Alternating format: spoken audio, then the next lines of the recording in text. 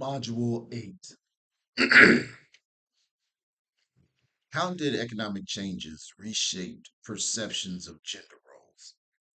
Um, well, number one, women were considered to be domestic, probably the largest.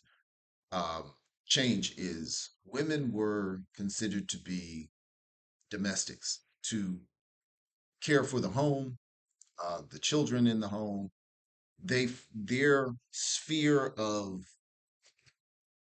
responsibility was more around the house, rearing of children, cooking, things done around the home.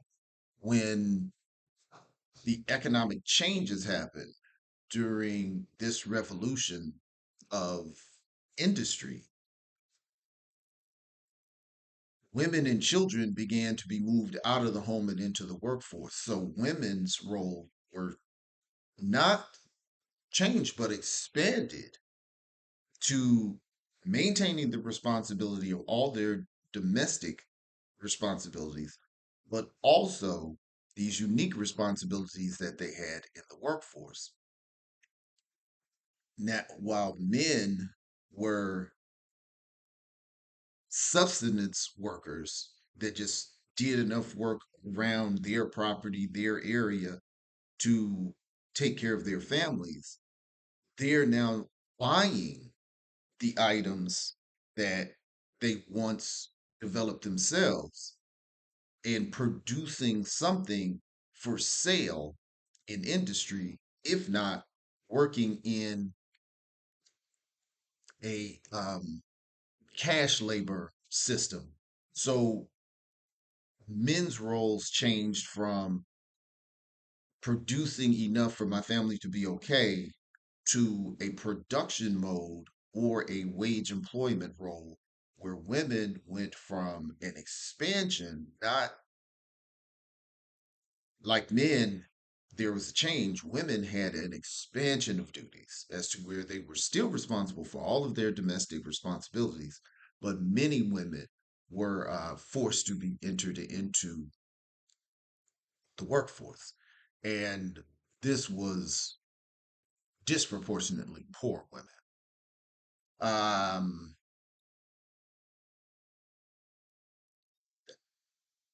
the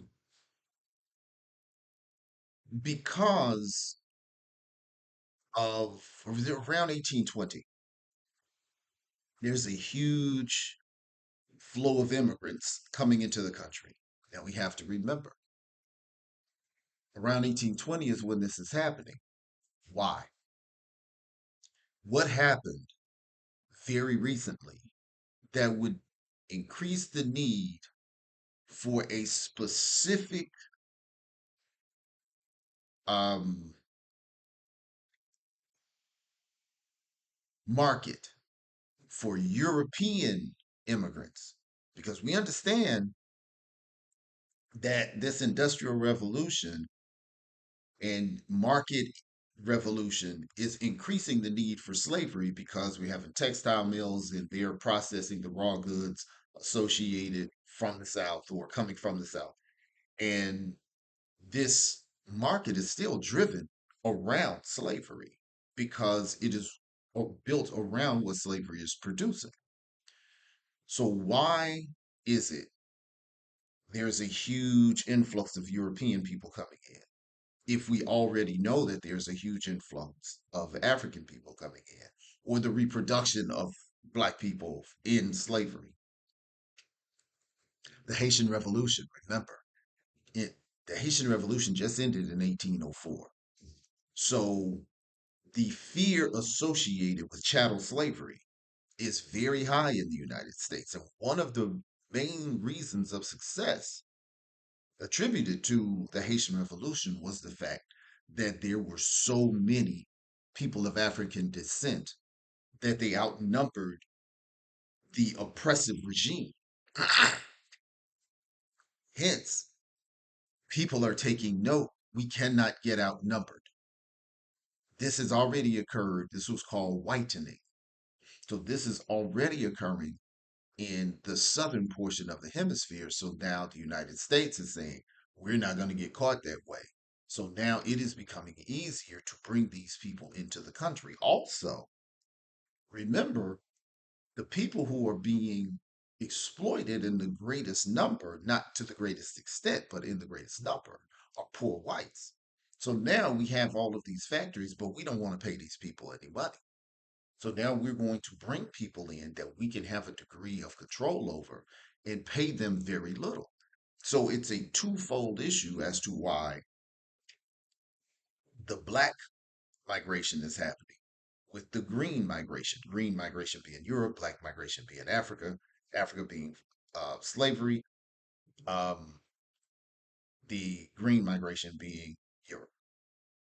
So don't forget the anti-miscegenation resolution to Bacon's Rebellion, keep people divided. The business owners are telling the citizens of the United States that the immigrants keep them divided, are competing with them for their jobs. So now there is a disharmony between these groups because that is the resolution to Bacon's Rebellion, how we stop the poor from uniting and revolting against the rich. So that is how it's anti-immigrant. And we're talking the European immigrants. The blacks are slaves. That's where that came from.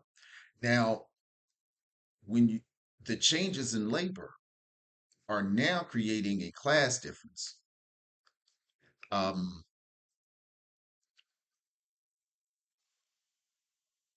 People who are working at subsistence level have a varying income, whereas people who are working for someone else has a relatively steady income.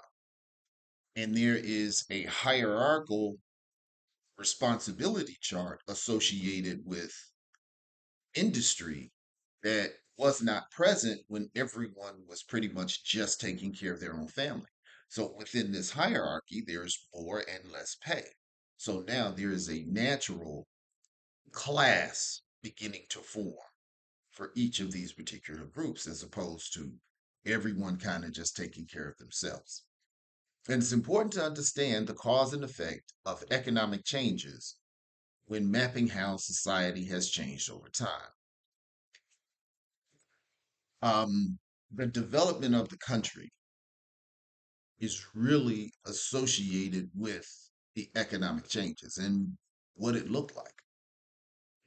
Um, how farming moved across the Appalachian Trail and industry spread over the northern portion of the United States, how slavery developed where it did and did not. Um, all of these things played a significant role as to what the country looked like. So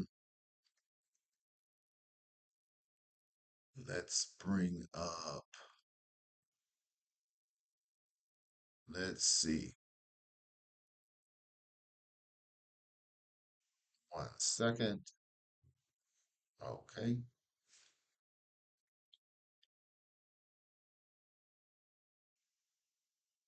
Well,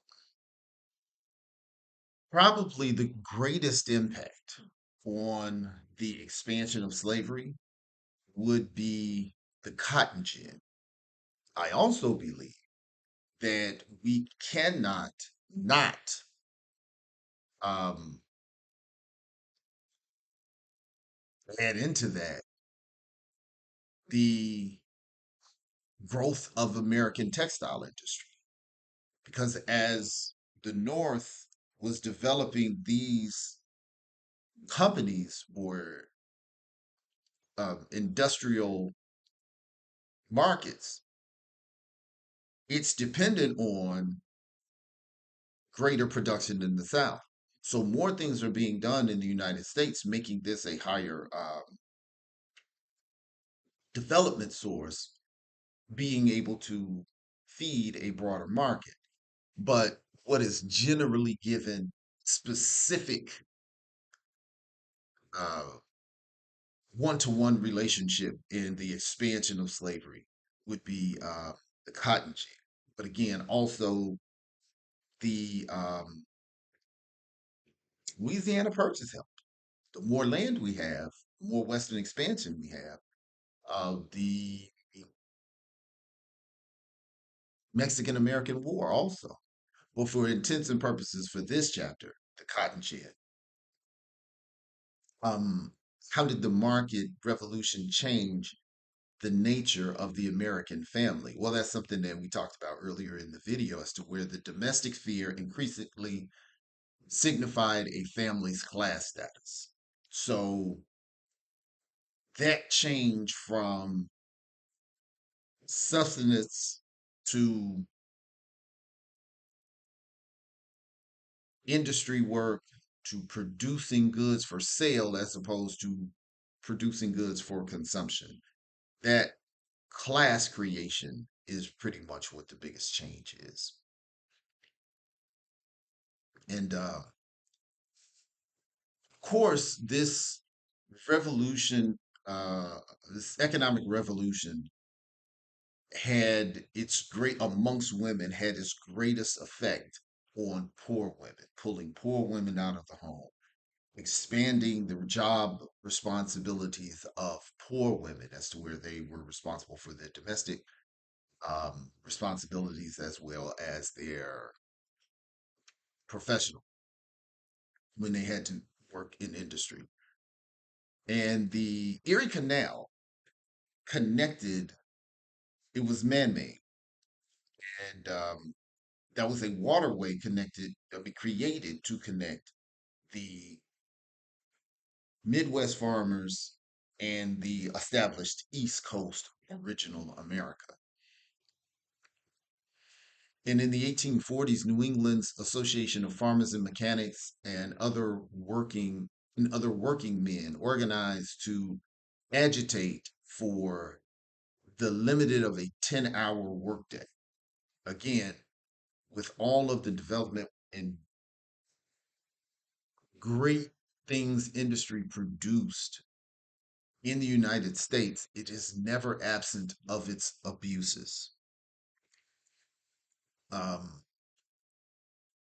yes, there were jobs and opportunities created by industry, but the abuses have always been part of our country. Hence, we're heading toward another war, another revolution. No different than originally with the indentured servants that never got what they were supposed to get.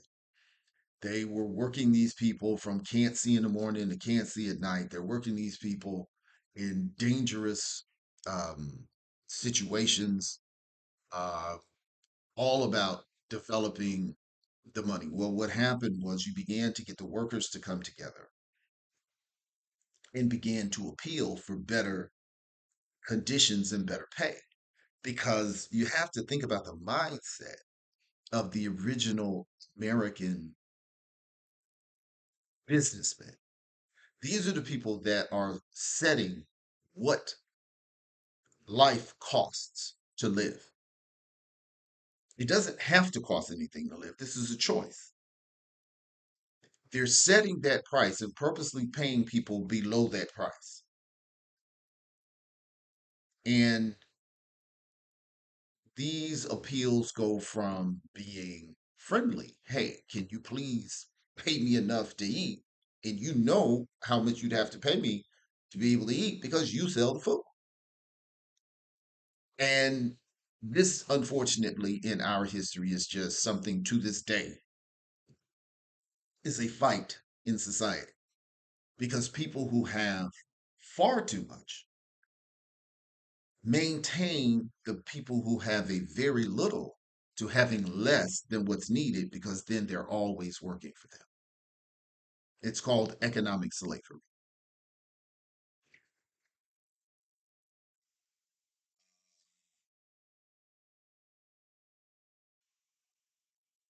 Other points.